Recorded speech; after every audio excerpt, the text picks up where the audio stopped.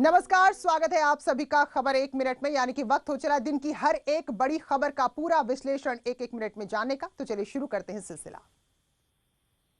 MLC चुनाव की counting के दौरान लखनऊ में जमकर हंगामा देखने को मिला। कई प्रत्याशियों ने बैलेट बॉक्स के सील नहीं होने का आरोप लगाते हुए हंगामा किया। प्रत्याशियों का आरोप है कि लखीमपुर खीरी के बैलेट बॉक्स को प्रशासन ने सही ढंग से सील नहीं किया था। साथ ही खाली बैलेट पेपर को लेकर भी प्रशासन की भूमिका पर गंभीर सवाल उठाए हैं। लखीमपुर के मोहम्मदी का बक्सा पलटा गया। हमारे सारे लोगों के प्रत्याशियों के एजेंट वहाँ पे मुस्तैद थे। उस बक्से को जब लाया गया उसमें सील ही नहीं लगा था, कोई वो नहीं था। जब हंगामा काटा गया तो लोग हंगामा करने लगे, तो हम लोग भी वहाँ पे पहुँचे, सारे प्रत्याशी पहुँच गए। जो बक्से खोले जा रहे हैं उसमें कोई सील नहीं है, बस तार से लपेटा गया, तार में कोई सील नहीं लगा है।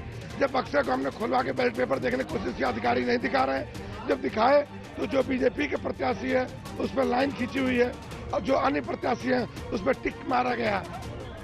भारी हंगामे के बीच मतगणना स्थल पर भारी फोर्स तैनात की गई। साथ ही प्रत्याशियों और समर्थकों को समझाने की कोशिश शुरू हुई, लेकिन हंगामा बढ़ता देख पुलिस ने समर्थकों के तीतर बितर कर मामले को शांत कराया। यूपी में एमएलसी चुनाव की मतगणना के दौरान कई जगह से हंगामे की खबरें सामने आई। वाराणसी में शिक्षक स्नातक एमएलसी चुनाव में धांधली का आरोप लगाते हुए समाजवादी पार्टी के कार्यकर्ता धरने पर बैठ गए। पहाड़िया मंडी में चुनाव की मतगणना के दौरान एसपी प्रत्याशी के समर्थकों ने खूब हंगामा किया और प्रशासन पर लापरवाही के गंभीर आरोप लगाए। उधर आगरा में बीजेपी कार्यकर्ता और एडीएम के बीच तीखी बहस देखने को मिली। दरअसल मतगणना स्थल में पानी ले जाने को लेकर कहासुनी शुरू हुई थी। बीजेपी कार्यकर्ता मंडी समिति में चल रही काउंटिंग के दौरान पानी ले जाना चाह रहे थे, लेकिन एडीएम सिटी ने कार्यकर्ताओं को रोक दिया, जिस पर बीजेपी कार्यकर्ताओं का पारा 7वें आसमान पर पहुंच गया। प्रशासन का तर्क था कि चुनाव बैलेट पेपर से हुए हैं, लिहाजा मतगणना स्थल पर पानी ले जाने से बैलेट पेपर पर पानी गिर सकता है। काफी देर तक तकरार होती रही, जिसके बाद कार्यकर्ता शांत हुए।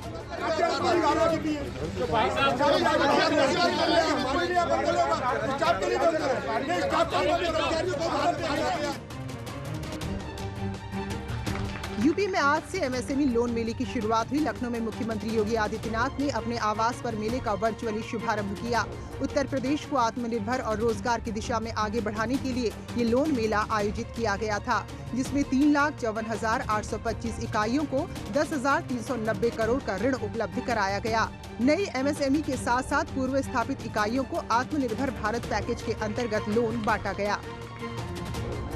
24,911 नई इकाइयों को 9,074 करोड़ रुपए और प्रधानमंत्री रोजगार सृजन कार्यक्रम के अंतर्गत 29,914 पहले से ही स्थापित 1,316 करोड़ रुपए की योजनाओं को करोड़ रुपए की का ऋण वितरण पहले से स्थापित 29,914 इकाइयों को आज यहां पर वितरित किया जा रहा है। यूपी में नई फिल्म सिटी को लेकर सियासत जारी है। एक तरफ शिवसेना योगी सरकार के एक्शन प्लान से परेशान है, तो अब समाजवादी पार्टी के अध्यक्ष अखिलेश यादव भी फिल्म सिटी के बहाने योगी सरकार पर निशाना साध रहे हैं। अखिलेश ने ट्वीट कर लिखा कि बहुरंगी और बड़े मानसिक क्षितिज की उम्मीद रखने वाली फिल्म इंडस्ट्री आज की एक रंगी और संकीर्ण सोच वाली सत्ता के रहते कभी भी विकसित नहीं हो सकती। कल को ये लोग फिल्म के विषय, भाषा, पहनावे और दृश्य के फिल्मांकन पर भी अपनी पाबंदियां लगाएंगे। मान्यवर अभिनय और भ्रमण छोड़ प्रदेश संभाले। उधर अखिलेश की ट्वीट पर कैबिनेट मंत्री सिद्धार्थनाथ सिंह ने पलटवार किया। हम लोग मुंबई के मुख्यमंत्री जी के नेतृत्व में और वहाँ पे निवेशक आना चाहते हैं उत्तर प्रदेश में, क्योंकि एक माहौल सुरक्षा का बनाया हुआ है उत्तर प्रदेश में, जो आपके अखिलेश जी कार्यकाल में नहीं था। वहाँ पर जो कार्यकाल था वो एक जंगल राज, गुंडा राज का चल रहा था, कोई आना नहीं चाहता था। आज वो सकारात्मक एक माहौल बना है और आप उससे बौखलाए हुए हैं। दिल्ली के विज्ञान भवन में किसान नेताओं और केंद्रीय मंत्री नरेंद्र सिंह तोमर, पीयूष गोयल, सोम प्रकाश के बीच बातचीत जारी है। किसान कानून वापस लेने तक पीछे हटने को तैयार नहीं है, तो सरकार बीच का रास्ता निकालने की कोशिश में जुटी है। कृषि मंत्री ने बैठक में पहले गतिरोध खत्म होने की उम्मीद जताई है, तो केंद्रीय गृह मंत्री अमित शाह भी हालात पर पल पल नजर रखे हुए हैं। पंजाब के मुख्यमंत्री कैप्टन अमरिंदर सिंह ने बैठक से पहले अमित शाह से मुलाकात की और जल्द से जल्द मुद्दा सुलझाने की अपील की।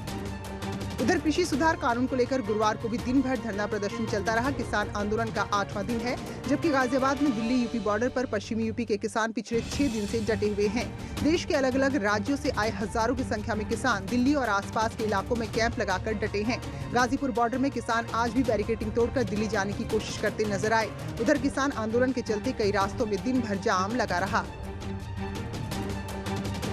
दिल्ली समेत कई राज्यों में कोरोना के मामले लगातार बढ़ते जा रहे हैं। गुरुवार को ही कोरोना से देश भर में 500 से ज्यादा मौत हुई, जबकि 35,000 से ज्यादा नए मामले सामने आए। देश में कोरोना के तेजी से बढ़ने से सुप्रीम कोर्ट केंद्र से नाराज हो गया है। सुनवाई के दौरान सुप्रीम कोर्ट ने कहा कि केंद्र एसओपी जारी करके सो गया। एसओपी को सही तरीके से लागू कराया जाना चाहिए। तमाम लोग बिना मास्क के घूम रहे हैं, सोशल डिस्टेंसिंग का पालन नहीं कर रहे हैं और इधर उधर थूक रहे हैं। ये क्या चल रहा है? जिस पर सॉलिसिटर जनरल ने बताया कि उल्लंघन करने वालों पर चालान की व्यवस्था की गई है। वहीं सुप्रीम कोर्ट ने कहा कि राज्य सरकारें क्या कर रही हैं। सोशल गैदरिंग को लेकर भी लापरवाही बढ़ती जा रही है, जिस पर एसडी ने कहा कि हम किसी राज्य पर दोषारोपण नहीं कर रहे, लेकिन हम देख रहे हैं कि किस तरह से कोरोना से बचाव हो और समस्या का हल निकले। सॉलिसिटर जनरल ने कोर्ट को सुझाव दिया कि राज्यों के सचिवों को 2 दिन में इस पर जवाब दिया जाए कि किस तरह से लोग मास्क पहने या कोविड के नियमों का उल्लंघन नहीं करें। यूपी की जेलों के कैदियों को सरकारी गौशालाओं में लगाकर गौ संबंधी उत्पाद और कैदियों की आय बढ़ाने का पायलट प्रोजेक्ट शुरू किया जा रहा है, जिसके तहत 4 जिलों की जेलों को चुना गया है, जहां के कैदी सरकारी गौशालाओं में अपनी सेवाएं देंगे और उन्हें मेहनताने के तौर पर रोजाना 410 रुपए भी मिलेंगे। वो 4 जिलों को चिन्हित किया गया है। इसमें लखीमपुर खीरी है, जालौन है, बाराबंकी है और फर्रुखाबाद है। इन 4 जिलों में जो गौशालाएं चल रही हैं सरकार की, वहाँ पे बंदियों द्वारा गौ सेवा करने के बारे में एक नीति निर्धारण करने का फैसला लिया गया है। यूपी की जेलों में बंद कैदियों को आत्मनिर्भर बनाने के लिए ये नायाब तरीका निकाला गया है। बंदियों के मार्फत सरकारी गौशालाओं में गौ सेवा करवाई जाएगी और बंदियों को उसका पारिश्रमिक भी दिया जाएगा। बंदियों को खुले में काम करने की आजादी देने के साथ ही आत्मनिर्भर बनाने के मकसद से बाराबंकी, जालौन, फतेहगढ़ और खीरी जिला कारागार में पायलट प्रोजेक्ट शुरू किया जा रहा है।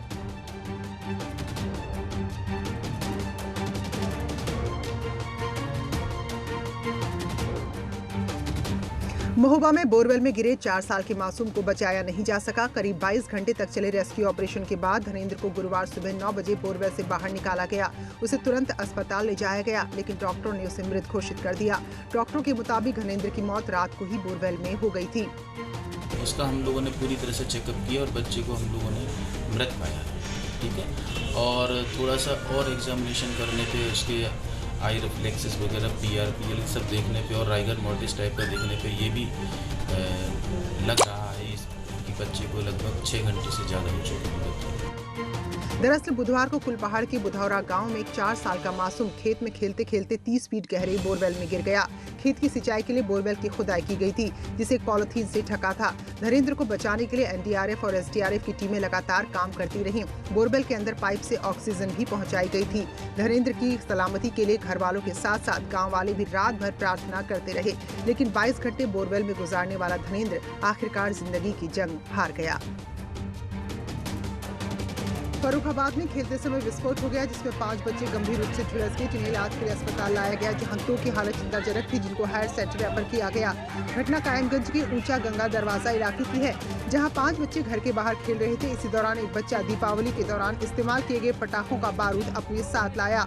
बच्चों ने खेल खेल में जैसे ही बारूद में आग लगाई तो धमाका हो गया, जिससे बच्चे उसकी चपेट में आ गए। धमाके की आवाज काफी दूर तक सुनाई दी। बच्चों की चीख पुकार सुनकर इलाके में भगदड़ मच गई।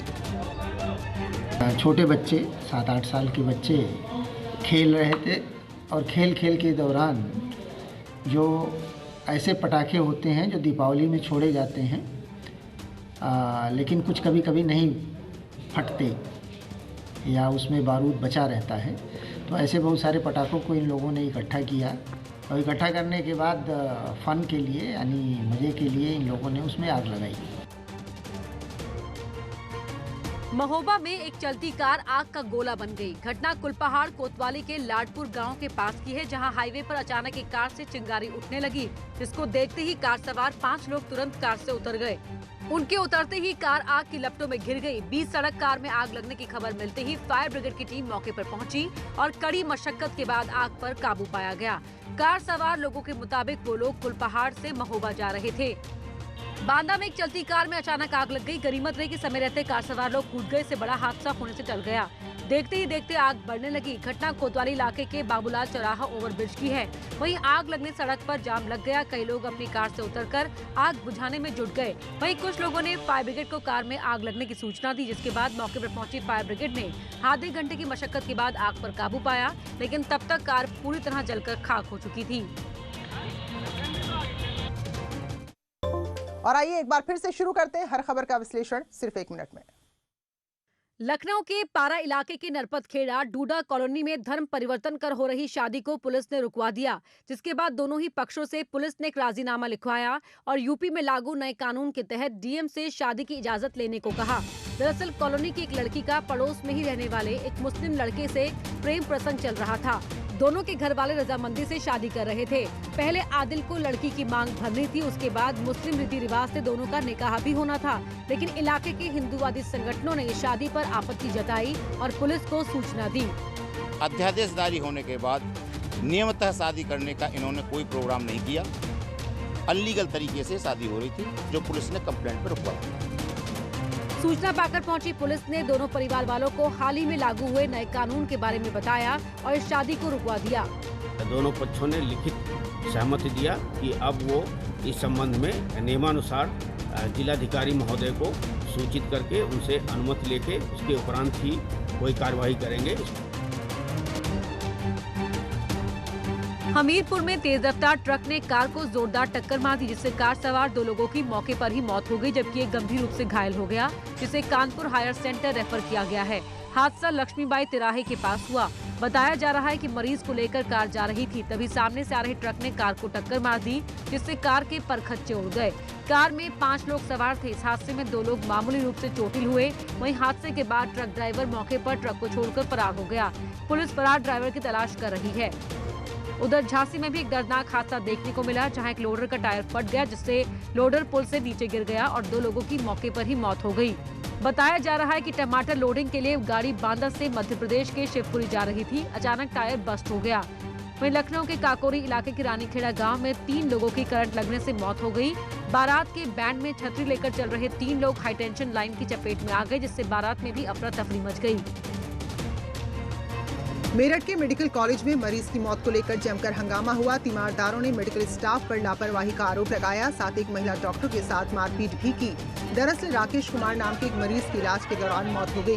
इसके बाद अस्पताल जंग का मैदान बन गया। तीमारदारों ने मारपीट की। वहीं घटना के बाद स्टाफ ने तीमारदारों के खिलाफ पुलिस में लिखित शिकायत दी है। सर, जिसके तीमारदार जब वो सीरियस होने लगा, काफी सारे आकर हम लोगों से हाथापाई वगैरह करने लगे।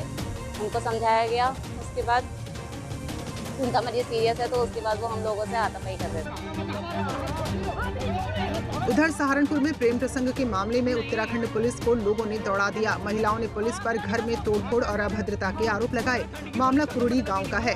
दरअसल कुरुड़ी के रहने वाले रोहताश त्यागी की बेटी का रिश्ता रुड़की में नौकरी कर रहे युवक से हुआ था। बताया जा रहा है कि युवक का रुड़की में एक युवती से प्रेम प्रसंग चल रहा था। बुधवार को युवक की प्रेमिका पुलिस के साथ कुरुड़ी गाँव पहुँची और हंगामा करने लगी, जिसके बाद स्थानीय लोग इकट्ठा हो गए और पुलिस की कार्रवाई का विरोध करने लगे। हंगामे के चलते उत्तराखंड पुलिस को गाँव से वापस लौटना पड़ा। यूपी की जेलों के कैदियों को सरकारी गौशालाओं में लगाकर गौ संबंधी उत्पाद और कैदियों की आय बढ़ाने का पायलट प्रोजेक्ट शुरू किया जा रहा है, जिसके तहत 4 जिलों की जेलों को चुना गया है, जहां के कैदी सरकारी गौशालाओं में अपनी सेवाएं देंगे और उन्हें मेहनताने के तौर पर रोजाना 410 रुपए भी मिलेंगे। वो 4 जिलों को चिन्हित किया गया है इसमें लखीमपुर खीरी है, जालौन है, बाराबंकी है और फर्रुखाबाद है। इन 4 जिलों में जो गौशाला चल रही है सरकार की, वहाँ पे बंदियों द्वारा गौ सेवा करने के बारे में एक नीति निर्धारण करने का फैसला लिया गया है। यूपी की जेलों में बंद कैदियों को आत्मनिर्भर बनाने के लिए ये नायाब तरीका निकाला गया है। बंदियों को खुले में काम करने की आजादी देने के साथ ही आत्मनिर्भर बनाने के मकसद से बाराबंकी, जालौन, फतेहगढ़ और खीरी जिला कारागार में पायलट प्रोजेक्ट शुरू किया जा रहा है। अभी और भी खबरें दिखाएंगे आपको इस छोटे से ब्रेक के बाद।